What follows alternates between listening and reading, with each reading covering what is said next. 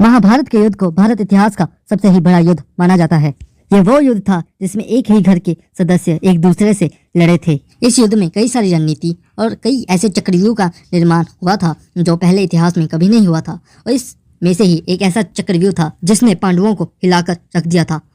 ये चक्रव्यूह एक चक्र के समान गोलाकार में था, जिसे सिर्फ और सिर्फ एक ऐसा व्यक्ति ही तोड़ सकता था जिसके पास इस चक्रव्यूह की पूरी जानकारी हो कि कैसे अंदर जाना है और कैसे दुश्मन को मारकर वापस उस चक्रव्यूह से बाहर आना है।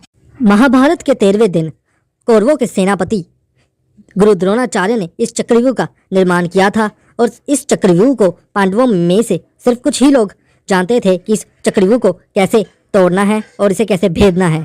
चक्रव्यूह को कैसे भेदना है और इसमें से कैसे अंदर जाना है, इसके बारे में पांडवों में से सिर्फ 3 ही बंदों को ये पता था। चक्रव्यूह की पूरी जानकारी सिर्फ और सिर्फ अभिमन्यु, अर्जुन और प्रद्युम्न को ही पता था चक्रव्यूह के बारे में। पर श्री कृष्ण जी और अर्जुन इस युद्ध से किसी कारणवश दूर चले गए थे। असल में वो एक और युद्ध लड़ रहे थे जो दूसरे किसी और युद्ध क्षेत्र में हो रहा था, और प्रद्युम्न ने इस युद्ध में भाग ही नहीं लिया था। इसी के साथ ही सिर्फ अर्जुन के पुत्र अभिमन्यु के पास ही चक्रव्यूह को भेदने की जानकारी थी। अर्जुन के पुत्र अभिमन्यु को चक्रव्यूह के अंदर कैसे जाना है इसके बारे में तो जानकारी थी, पर इसमें से कैसे निकलना है इसके बारे में कोई जानकारी नहीं थी।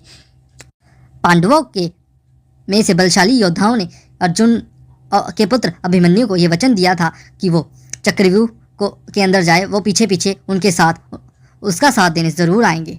पर उस दिन जयद्रथ ने कौरवों की तरफ से महाभारत के युद्ध में भाग लिया था, और जयद्रथ को यह वरदान था।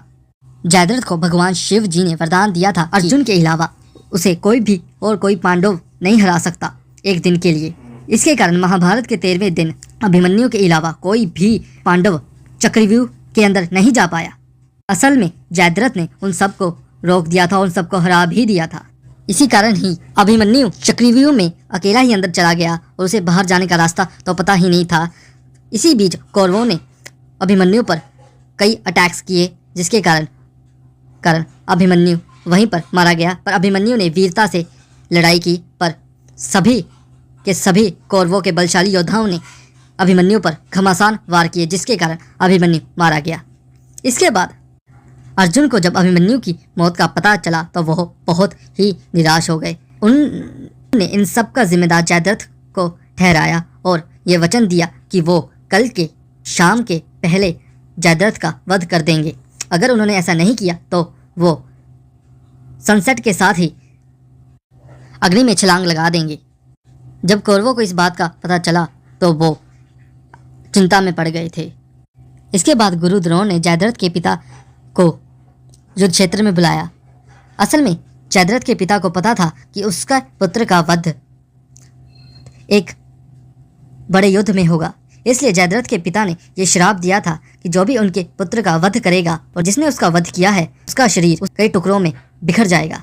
महाभारत के 14वें दिन कौरवों ने जयद्रथ को बचाने का हर एक प्रयास किया था। उन्होंने कई रणनीतियां भी अपनाई थी जिससे जयद्रथ को अर्जुन से बचाया जा सके।